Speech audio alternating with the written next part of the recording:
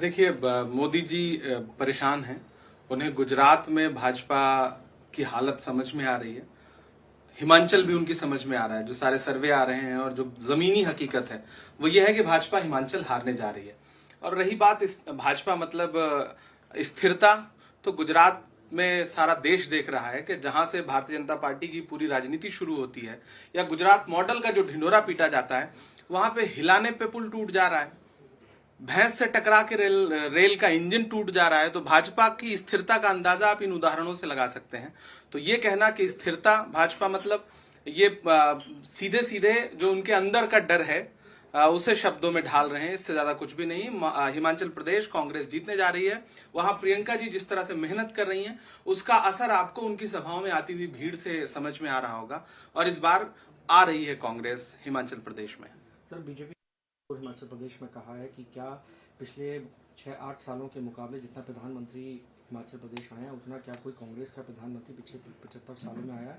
ये दर्शाता है कि वो हिमाचल को किस तरीके से महसूस करते हैं और डबल इंजन की सरकार यहाँ के डेवलपमेंट के लिए काम करेगी और कोई इसको नहीं रोक सकता। नड्डा जी को एक बात ये समझनी चाहिए कि पर्यटन के लिए जाना, पॉलिटिकल पर्यटन के लिए जाना एक अलग चीज है। मेरा ख्याल है कि प्रधानमंत्री जी गुजरात से जाता तो पूरे देश में कहीं नहीं जाते ना, किसी राज्य में। लेकिन गुजरात की स्थिति क्या है कि जब एक तरफ 141 लाशें बिछी हुई थी तो प्रधानमंत्री जी दिन में 3 बार कपड़े बदल रहे थे, अंग्रेजों वाला टोप लगा रहे थे, कार्यक्रम कर रहे थे, तालियां बजवा रहे थे। ऐसे में प्रधानमंत्री जी की विजिट, आप प्रधानमंत्री जी बहुत बार आए हैं इसलिए आप चाहते हैं कि जनता वोट दे। हमें यह बताइए कि प्रधानमंत्री जी के आने से हिमाचल को मिला क्या है। हमें यह बताइए कि भारतीय जनता पार्टी की सरकार ने हिमाचल को दिया क्या है। बेरोजगारी चरम पर है, महंगाई चरम पर है, हिमाचल प्रदेश की जनता जो है वो परेशान है आपके शासन से। तो प्रधानमंत्री जी कई राउंड आए, इसका मतलब आप उन्हें वोट दीजिए। ये तो वोट मांगने का एक मतलब फालतू का तरीका है। प्रधानमंत्री जी जिस राज्य में सबसे ज्यादा गए उस राज्य की स्थिति बहुत ही खराब है। तो ये वोट मांगने, अपने विकास के नाम पे वोट मांगिए ना। भाजपा के पास गिनाने के लायक एक भी काम नहीं है। वो जनता को जवाब नहीं दे पा रहे हैं कि आटा, चावल, दूध, दही, छाछ, पनीर सब कुछ महंगा हो गया। और आज जो है जनता के बीच में जाके कह रहे हैं कि हमें वोट दीजिए। जनता कह रही है कि हमें सस्ता पेट्रोल डीजल दीजिए, हमें सस्ती रसोई गैस दीजिए। लेकिन भाजपा ये सब तो कर नहीं पा रही। उद्योगपतियों की पार्टी। हिमाचल के किसान पूछते हैं कि हमारे सेब का उचित भाव हमें क्यों नहीं मिल पा रहा है, तो कहते हैं कि प्रधानमंत्री जी बहुत ज्यादा यहाँ घूमने आते हैं इसलिए वोट दीजिए। ये वोट मांगने का नया तरीका हो सकता है जेपी नड्डा जी का। जनता झांसे में आने वाली नहीं है।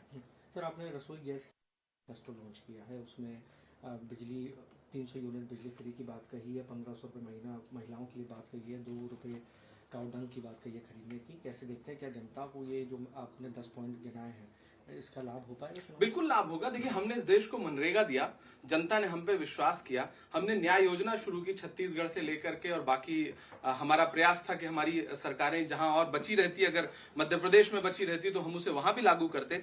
लेकिन लोकतंत्र के लुटेरों ने नहीं रहने दिया। लेकिन जहां हम सत्ता में हैं हमने वहां करके दिखाया।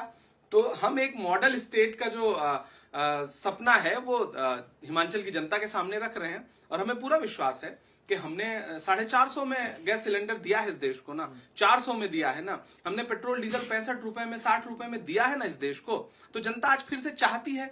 आज खाने का तेल, सामान्य चीजें आप देखिए कितनी ज्यादा महंगी हो चुकी हैं। महंगाई के नाम पर भाजपा के पास बोलने के लिए कुछ नहीं है।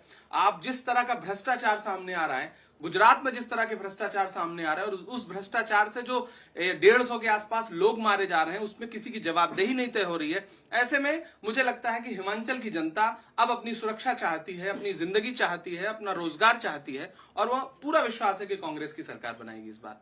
क्योंकि सर, भारत हिस्सा रहे हैं, राहुल गांधी को कॉपीराइट एक्ट के तहत बुक किया गया है क्योंकि गाना इस्तेमाल हुआ था KGF फिल्म का। कैसे देखते हैं? ये मतलब बहुत हास्यास्पद है। तमाम गाने बॉलीवुड के, फिल्मों के राजनीतिक लोग प्रयोग करते हैं। तो अगर सोशल मीडिया के लोगों ने अगर कोई गाना प्रयोग में किया है तो ये एक बहुत सामान्य बात है। इस पे मुझे नहीं लगता कि ये कोई प्रश्न जैसा है कि इस पे बहस हो या इस पे बातचीत हो। ये बातचीत होने लायक चीज नहीं है। एक बहुत सामान्य बात है। तमाम गानों का प्रयोग किया जाता है, देश भर के तमाम उद्धरण दिए जाते हैं शायरों के, कवियों के, गानों के। तो अब इसको कॉपीराइट एक्ट में माना जाए, ये लोकप्रियता हासिल करने का सस्ता सा प्रयास है। एक आखिरी सवाल सर, है जिसमें केजरीवाल पर तमाम आरोप लगाए हैं। सत्येंद्र जैन और एक्स तिहाड़ जेल के जो डीजी हैं उन पर धमकाने का आरोप लगा है। 500 करोड़ के लिए 20-30 लोग भेजने की बात कही गई है उस पत्र पर। कैसे देखते हैं, क्योंकि गुजरात इलेक्शन में देखिए, केजरीवाल जी देश के सामने बेनकाब हो चुके हैं।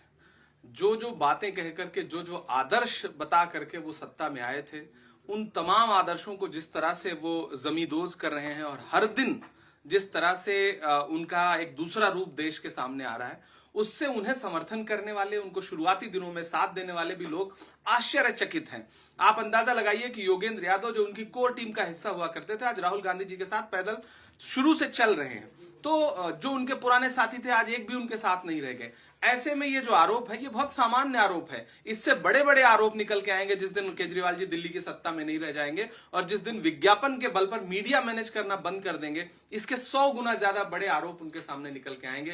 पंजाब जिस तरह से इस समय खून में डूबा हुआ है, लॉ एंड ऑर्डर बिल्कुल नहीं संभाला जा रहा है, जिस तरह से दिल्ली में भ्रष्टाचार हो रहा है, जिस तरह से दिल्ली की हवा जहरीली हो गई है और मुख्यमंत्री जी कुछ भी नहीं कर रहे हैं, तो एक एक करके लगातार हर दिन बेनकाब हो रहे हैं। और मुझे लगता है कि जिस जनता ने उन पर विश्वास किया था, अभी यहां पे एमसीडी इलेक्शन में, हिमाचल के विधानसभा चुनाव में और गुजरात के विधानसभा चुनाव में जनता उन्हें बताएगी कि उनके इस बेनकाब होने को जनता किस दृष्टिकोण से ले रही है। धन्यवाद।